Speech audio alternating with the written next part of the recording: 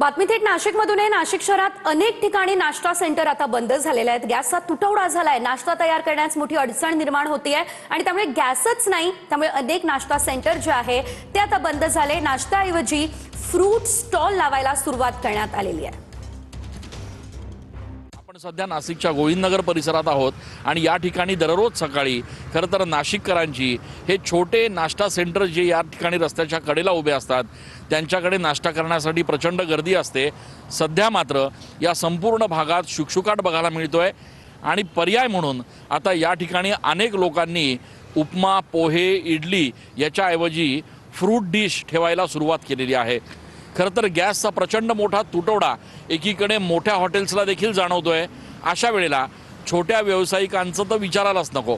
गॅसच्या तुटवड्यामुळे आम्ही थंडगार ताक व फ्रूट्सचा स्टॉल लावलाय, बॉक्स विकतो आम्ही। हो, खूपच अडचण जाणवते, कारण दुसरं गॅसशिवाय पर्याय नाही। आता हेच फ्रूट्स ते लावा लागतं। कॅमेरा पर्सन आकाश येवलेसह मी चंदन पूजा अधिकारी, TV9 मराठी।